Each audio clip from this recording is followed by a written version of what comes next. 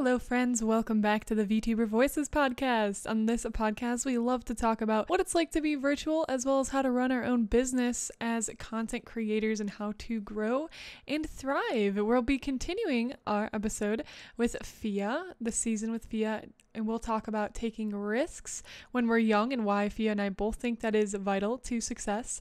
We also talk about our confidence on camera and sort of how those things made us feel, why we chose VTubing. We also discuss being known in public. Once you start becoming known as a content creator, how will people react in public? Is that something we want to deal with? Next, we talk about social media boundaries, how to set boundaries with your Twitch chat, with your community. After that, we'll cover talking about PHIA's journey from 10,000 to she recently had hit 100,000 subscribers on YouTube. So what does it look like? What is the differences between a 10K subscriber channel and a 100,000? What are the differences in mentality there? And lastly, we're going to be talking about the haptic suit experience PHIA had, how she thought about the haptic suit as well as the future of VR. This is going to be a long episode. Sit back, relax, and enjoy this episode with PHIA. No.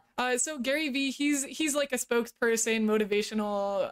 He just like talks about business growth and entrepreneurship and stuff.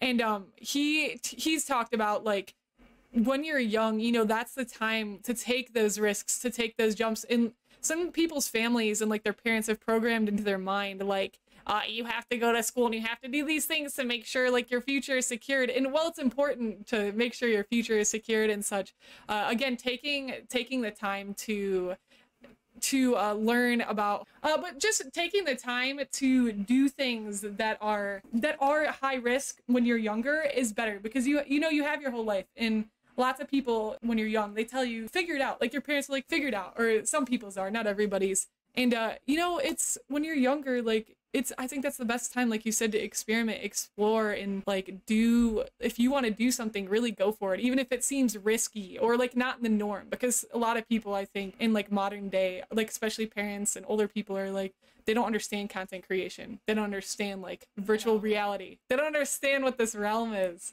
So yeah. Okay, so next question we've got.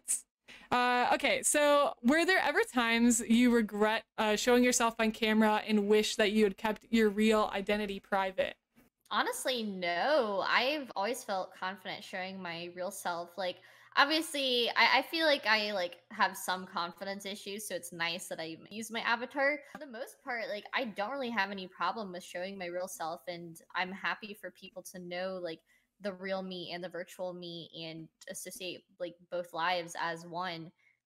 So yeah, I personally don't have any problems with it. I think most people would feel kind of nervous to do that, and that's perfectly okay. But for me, it's brought me so much joy and happiness to be both. That's awesome. And I think, I don't know if you have this perspective too, but I feel like, I don't know, like as a female, sometimes it can be like a little bit risky and a little bit scary because there's some weird people out there. And not being sexist or anything, saying it's not hard for males, but I'm glad, that you haven't had any problems with that and that you feel like that was the right choice for you. Because something that I get fearful of sometimes is that like, once you show yourself and like people know who you are, and people joke about like VTuber face reveal and da-da-da, but like once you show yourself and you continue to grow, will you regret that? Like, will you regret, for example, you hit 1 million someday, people know who you are when you go to Walmart, you go to the grocery store, whatever. Like, is that something that you're gonna be like scared of, or do you think you'll like be welcoming to that? Oh, I'm definitely okay with that. I've already been recognized out in public once, and that was a really crazy experience. And at least for me, it just doesn't bug me. Like, I kind of like it. Like, it makes me happy to know that I'm making a big enough impact on people's lives that they can recognize my real face too. Yeah.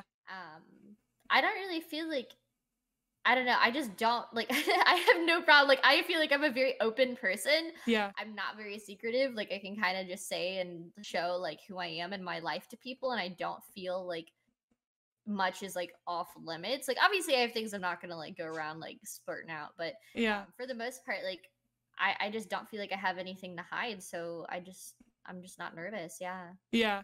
Yeah. I love that. The other day I had, for a video, I was like trying to decide, starting to introduce like my real self. I still have myself in some of my videos before I worked on this video, but I was like, oh, like how am I gonna implement my character, you know? So I like ended up building this cosplay for Syafire, my character, and I went out to the park to like get some shots. My mom, she was recording and like taking pictures, and it was really cool because I had this moment where I think it changed my perspective on my content for at least a moment. But I went out and all these people were like asking me like, yo, like, oh my gosh, I love like your outfit. Are you a cosplayer? Are you like a model? Like what?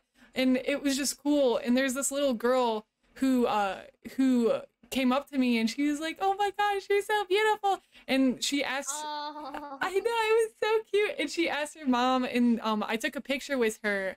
And at that moment, I had like just this really beautiful revelation, because I was like, I am literally like a superhero to like little girls or to like other people that are like growing and want to do something that people aren't used to, like seeing someone go out and just like have like a cosplay wig on, or just it's sort of like it felt like a social stance in a way, is like I'm gonna be myself and I'm gonna be like who I feel like I need to be, even if that's like being this character out in the real world.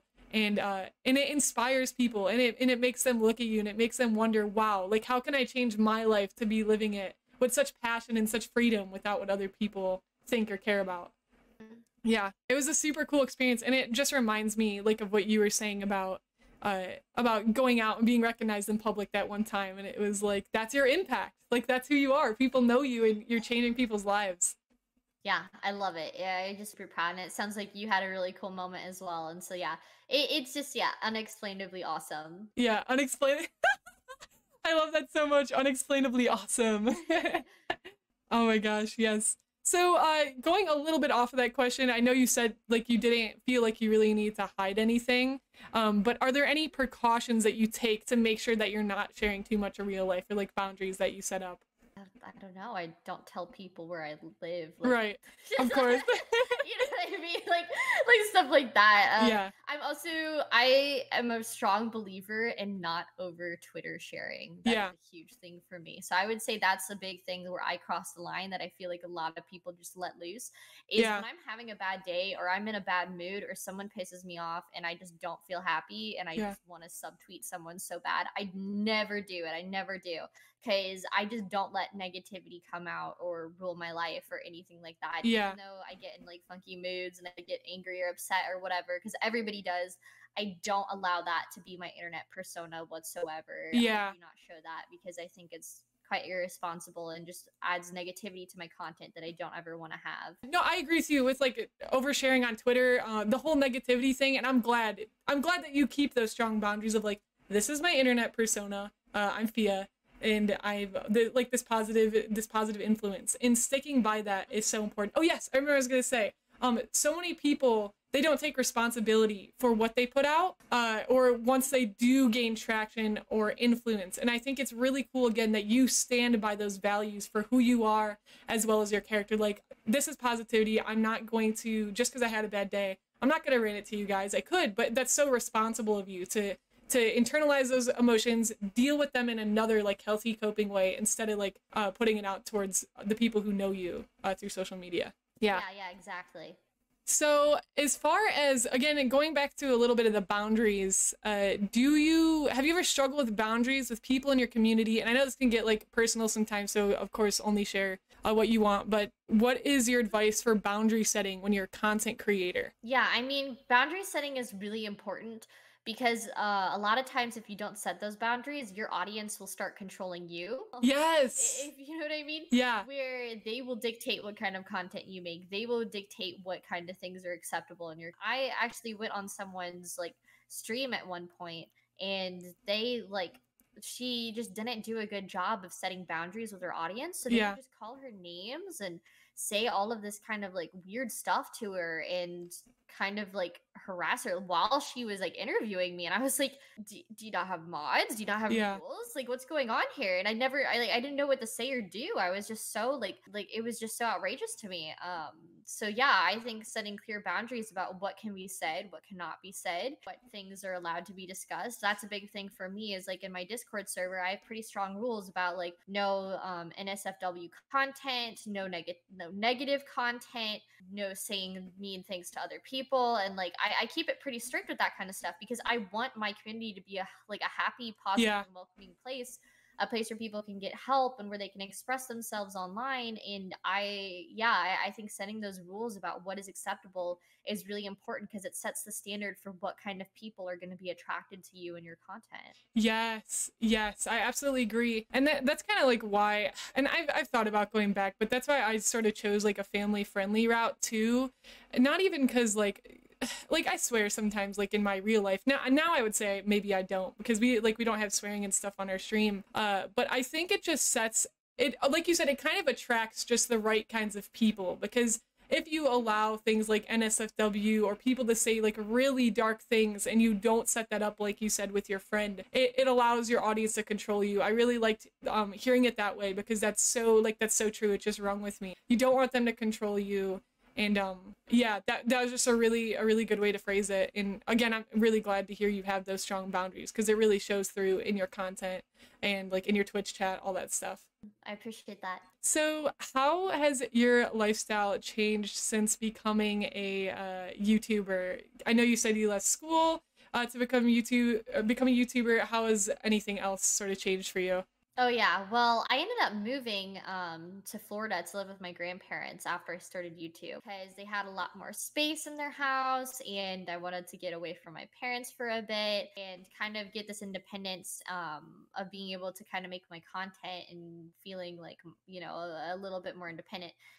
And so that was a big change for me. And I guess the hardest thing about that is I shifted from having like IRL friends to having only online friends. Mm-hmm. Because coronavirus, I wasn't going to school, and my job is an online self-employed job. It's just been really crazy how like my life has shifted so much from being like very like real life focused to being like almost 100% online focused, which is a big change. But I really love it and I really appreciate it because being in VR is like, that's where all my friends are, where I feel the happiest and I can do anything and explore anywhere. And my lifestyle has just definitely made a big shift from being constantly on the go out and doing stuff with, you know, IRL people to just working super hard and being, you know, just at home all the time. It was a big change. Have you struggled at all with not having that sort of real life connection and being more online? Yeah, I definitely have learned since I've had a couple times. So I got to go back and visit my friends back where I used to live for about a week earlier this spring, and that was really refreshing to me. And it just kind of reminded me that I just need to find more balance in my life. Like I can't be all online. Like I need to have real life interactions too. And the same thing happened. My boyfriend, we've been dating for over a year, and we met online. And so I got to meet him for the first time, and I stayed with him in London for a month. And I got to spend real life time with him, and it was just so different, and I just loved it so much. So I'm definitely excited for the day to where I get to be with him and we can just not have to do everything just online constantly. That's so like bold too. That's so scary. Like you've been doing everything online and then you're just like, let's go to London. Let's meet my boyfriend that I've known online. Oh my gosh, that must have crazy. Yeah, that must have taken just like so much courage and strength, and I can't even imagine what you're going through like mentally through that whole process. Yeah. Oh my gosh, I respect that so much though. All right, so my next question is, how does a smaller audience, for example, like 10,000 subscribers, just as an example, compare to your mile marker you hit of 100,000? Are there any major differences or things that you miss when you were smaller? I guess the excitement of having a smaller community that's growing, and especially having the super tight-knit community where everybody is super like excited to be around each other and stuff like that. Yeah. Because once you start growing bigger and bigger, you kind of lose that kind of personal sense that you have with your community as much, especially if you get more busy and you don't have as much time to kind of, you know, delegate to spending time with your community. It kind of sucks. But at least in my case, I haven't had it be that huge of a jump. But I definitely miss the excitement of having a small community where everything just feels like you're dreaming so big, and anything could possibly happen, and you're doing this risk, and it's just an exciting, yeah. Like I remember hitting 10,000 subscribers. I think I might have been just as excited as when I hit 100,000. So it's just because that was when I felt like I was a real YouTuber, was when I hit 10,000. Oh my gosh, that I love that. And again, yeah, like the whole smaller community thing. I know what you mean, because I definitely have noticed too, from growing, when it like compared to streaming, because I started as a streamer before I started doing YouTube. I've been streaming for about 4 years, and for most of those years I streamed, I'd say like 10 to 20-ish people. Our community was very close knit. I feel like I knew pretty much everybody and like what their goals and stuff were. But as my community has grown, and once I had made the shift over to becoming a VTuber, I had to hit 1K after 4 years on Twitch, and then I started my YouTube channel, and my YouTube channel blew up, and then with that, then it kind of like went over into Twitch and stuff. So I guess I've definitely noticed exactly what you're saying. It's weird because you have like maybe those more intimate, like smaller connections, but I've noticed, you know, as I've grown, that's distance a little, because I feel like you can't really take time to know exactly everybody, what's going on in their life, and that's a hard thing to accept, you know? Yeah, it's hard to let that go when you become so attached to your community. Absolutely. So do you do anything to maintain those connections, or have you like let that go? Have you just like realized, okay, I can't be like that anymore, I gotta let it go? I mean, to a certain extent, I had to realize that there's just too many people now for me to have those intimate connections with everyone. Yeah. But I definitely try my best with the people who actually make an effort to show up faces to my streams or talk in the Discord a lot. I try to respond to them and make them feel appreciated, especially once you've been a sub for like a few months, and I notice like, hey, you've actually been around for a while. And I try to go out of my way to like show that I appreciate them at the very least, because having somebody who cares enough to stick around for more than like a few days or a few weeks is really special, and you know that they actually care about what you're doing. And so I think it's important to show some recognition for those types of people when it's possible too. I absolutely agree with you. I think that's a great point and a really healthy way to look at it. All right, so does your VTuber and character have any backstory or lore? So like, is there any separation between, because I know, again, you're your real self, you're VTuber, but have you crafted any lore for where you've come from? Not really, because it's kind of like my lore is my story, if that Right, makes sense. right. Um, so I just to explain kind of how I feel like it is my dream would definitely be one day to kind of complete myself and like as a virtual person, you know what I Yeah. mean? Become fully virtual one day. And so I feel like my kind of backstory or whatever would just be like, I'm a girl who's on a journey to become virtual. I'm exploring what it means to be both. Oh, I love that. And that's so simple too. It's not too like in depth, but it's like clear, it's concise, it's like a mission statement, and it also just rings true to like your whole where you're trying to go. I like that. Definitely. Yeah. And I don't know, I think that simplicity has probably helped you a lot with the direction of your content and where you're going. Because if like you overcomplicate it, that's I think when things can get confusing. Right. And I know, like, there's times too I have a backstory for my character, but I considered like doing the whole like full in character VTuber thing, because some people, you know, they play a full in character, some people don't, and I found that hard because so much of like my brand is me and like my journey, and when you become that character, it's like, well, how do you? Somebody says something in chat, and you're like, oh yeah, I have a story from real life about that, but what about my character? How do I connect to that concept as my character? Mm-hmm. Yeah, it's definitely a common thing that people do, is creating a backstory and a character for themselves. And at least for me, I would feel slightly uncomfortable doing that. Like, I love acting, and I think playing a character could be fun for a little while, but I mean, streaming just takes so much out of you mentally. Like, you really have to spend a lot of time doing it, and you know, you have to be dedicated to it, and it can kind of wipe you out after a while. Yeah. I know I always feel tired after my streams, so playing a character constantly day after day after day just sounds like way too much for me personally. So I much prefer being able to be like, hey, this is like my safe place to express myself and hang out with my online friends. So that's kind of the way I see it, at least in my case. So is there anything that you wish they would add to technology to increase your interaction as a VTuber, just aside from what they have right now? Yeah, I mean, there's definitely things that I would love to see. I would love to see full like VR suits. Yes. And just have like this full dive VR where, you know, you have perfect body tracking and facial tracking is just the standard for social VR games, and maybe even have haptics so that you can feel things. And I just want perfect like tracking would really be my most ideal like situation, is just, you know, being able to express myself fully in a VR avatar, because you can do a lot with motion capture, but motion capture isn't VR. There's a big distinction between the two. I'd love to see motion capture technology kind of translate over to having a VR headset on. That would be cool. Do you think that we'll get to the point in our lifetime where we can do like full dive immersive like Sword Art Online type VR?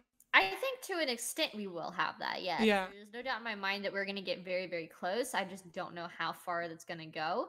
But I mean, things like Neuralink are just the first step, you know, to have these brain chips basically where we can kind of control like second bodies or extra limbs or whatever, which is going to be really crazy stuff. So I can definitely see if we have that in our future, then we certainly have full dive VR in the future as well. Dark said, but with the log out button, right? Yeah. Right? Yeah. You die in VR, you die in real life. No. Yeah. So how did you enjoy the haptic suit? I know you've gotten haptic recently. Oh, I loved it so much. It was Yeah. so insane to have that level of immersion, of feeling the things that you're interacting with. Neo is just an amazing game for, it's just the different technology that you can use with it is really incredible. So it definitely got me super tired. Like I wore it for about like 3 hours one day. And by the end, my whole body ached. It was so like, I just hurt so bad because it was just constant stimulation, this heavy suit on me. So yeah, I wouldn't recommend it for long periods of time, but it is definitely really cool to play with. Oh, that's super interesting. Did it live up to what you thought it would be, or was it different than what you thought it would be? It was pretty much what I expected, where it's not like super like immersive, like your whole body isn't covered and it's just vibrations. Like it's not like anything more than that, it just vibrates. But it was definitely like so cool to feel it. Like it had specific places where it would vibrate, so you could feel things like when I was playing Phasmophobia, I could feel like the ghost like creeping up my body. I could feel it like crawl, which was a really interesting feeling. Yeah. So stuff like that was really impressive. Yeah. Oh my gosh, that's awesome. I love it. So what are some of your biggest struggles as a VTuber, or well, as a VTuber, as a virtual YouTuber, I should say? I would say my biggest struggles, it's kind of hard. I guess learning new stuff can be really difficult because a lot of the technology is pretty inaccessible. You know, if you know, people like me, I don't have any game development like history, so I don't know how to do what you're doing. And so having that kind of stuff like a background is really respectable. Yeah, I mean, like 𝐒𝐿 is a perfect example of somebody who's doing things right. Like they just get like programming and, you know, creating their own virtual spaces and engines and whatever. I wish that I could do that kind of stuff, but I'm just truly just inexperienced, and I'm just not smart like that. So I just don't know if I could pull it off. I agree with you. I think a lot of people too in the community feel that frustration of like, I want to do this thing, but I don't know how to do this thing because it's like a billion steps to get there and it's so hard. Yeah. Yeah, and that's why we have different people doing tutorials and stuff on YouTube, and hopefully, you know, that information will become more accessible as well. I had interviewed Fofami, I think you say her name, I always butcher the second half of her name, but I call her Fofa for short, so I don't butcher the second half. Yeah, it's a little easier. Yeah, so Fofa, she's been doing lots of like more in-depth VTuber stuff. That's kind of how I got this set up. And yeah, so, and I hope that, you know, I hope that more people are willing to share that information, because I think sometimes people can get a little like, you know, I gotta keep the secrets. Nobody can know because I'm the only person who knows. And you're like, no, please share the wisdom. Yeah. Eventually everybody will know. So the person who puts it out there first is the person who's going to capitalize on it. Yo! Yeah. Exactly. You tell them. Good point. That's how I feel. There's just no point in trying to hide it. Like, you might Right. as well, if you can like make money off it, that's where you're really gonna be the winner. Yeah, for sure. So on the opposite end of aside from struggles, what is your favorite thing about being a virtual YouTuber? I love just I think there's two main things about being virtual and virtual like VR that I just love. And the first part is the identity and having a virtual avatar and the self-expression that I get to have to be who I want to be and go Mhm. where I want to go. The other part is being in whatever kind of place that I want to be. So, being able to explore virtual worlds or games that I've always loved or things like that, having the endless creativity is just something I value so much. And so it's just a really special thing, like being a VTuber, specifically a VR YouTuber. Is just there's so much limitless imagination to explore in games like VR Chat that is just, I just love it so dearly. It's just so special to me. Yes, I so agree. And I remember when I was watching your last video that you posted when you were talking about how like the first, you said you still remembered the first time you went in VR, how you're like, oh my gosh, you looked in the mirror and you're like, that's me, that's my virtual character, that's me. I thought that was really cool, and I resonated with that so much because when I had made my first like my own avatar and brought it into VR chat and sat in front of the mirror like in a full body or in VR, I literally like sat there and I just started crying of happiness. I was like, this is so like, I literally, especially as like a creative, I like being able to physically be my creation was like just so next level for me as a creator. I can like actually experience this character that I put together as actually being it. I'm not just looking at it now. I didn't just make it, but now I am it. And that was like, I just connected so much with what you said there. Ah, so cool. So I'm glad that you also had a special moment like that. That makes me happy. yes. And I think, you know, I think a lot of people do, especially when they first get VR. They have this moment and they're just like, oh my gosh. And people who haven't had VR, like they don't even know what this is like. Like I strongly, I strongly believe, like from the bottom of my heart, that every single person should experience VR at least once because it's such a crazy feeling. It is. So, and I know we talked about it a little bit.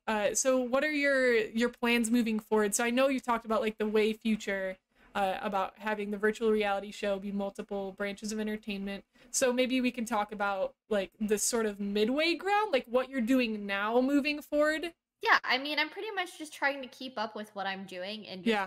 get better, be better at the content that I'm making now. My biggest goal, I would say, for the near-ish future, so like the kind of mid-level, is I just want to hit 1 million subscribers. And I feel like once I hit 1 million, then I'm gonna be able to start taking some of the other steps that I want to do, like hiring people and Yeah. expanding like business-wise and stuff like that. I feel like that would be the point into where I can do more. So for the near future, like I'm just working towards that gold play button next. I think Yeah. it's totally possible. It might take me a few years before I get there. I really believe in myself that if I keep doing what I'm doing and keep doing it well and better as I go, then it's totally possible. I absolutely agree with you, and having those goals in mind, it's just really cool. I know you're gonna get there. I know everybody else believes in you, and we're all here. We're rooting for you. Excited to see Yeah. where it goes. Yeah. Oh my gosh. Absolutely. Do you have any questions for me? Is there anything you want to add or to the podcast? Anything like that? I guess the biggest thing that I just like to add is that if you want to try VTubing or try being a content creator, you totally just need to go for it. Yeah. You have something that you care about, like very, very much with all your heart, then consider becoming a content creator so that you can share that with people. Because that's the thing is you're never gonna like change people or change anything if you never try. Um, but even if you try and you change one person's life, that's still an entire person that you made their life better, and it's just worth it. It just is really worth it. So if you ever feel any hesitation, just go for it. Be bold and express yourself the way that you feel comfortable with. We always talk about the domino effect too. Even if you affect one person, that person will also affect other people through your positivity. Like they'll sort of like have a vicarious living through you vicariously, but like you to them. They consumed your content, and now they have that positivity or whatever you've given them, and then they pass that on to someone else, right? So even if you reach that one person, they're also going to domino effect the people they meet. So again, it's just even affecting that one person is incredibly valuable. Absolutely. Hard agree. Yeah. Cool. Well, thank you so much for joining us. It was so lovely to have you on. Yes, thank you so much for having me. This was a great discussion, and I'm so glad we got to talk. I had a really, really enjoyable time. Thank you so much for listening to the VTuber Voices podcast. And friends, we are going to be having some changes for the next few seasons. So we're going to be doing one full 45-minute or however long the episodes end up being. Maybe some of them are 2 hours, some are honestly 3 hours. We're just going to be uploading those fully. I'm not going to be doing these little like short sort of episode forms anymore because I'm going to start moving away a little bit away from the VTuber Voices podcast. Guys, there's some other stuff that I would really like to try. I've loved this podcast and I've loved teaching you guys a lot of things so far, but I will be trimming it a little bit back on producing the VTuber Voices podcast. So that is a little bit of news for everything so far. If you have any questions, feel free to send me an email at 𝐒𝐿FireVT@gmail.com, and I will see y'all on the next season. Have a great day.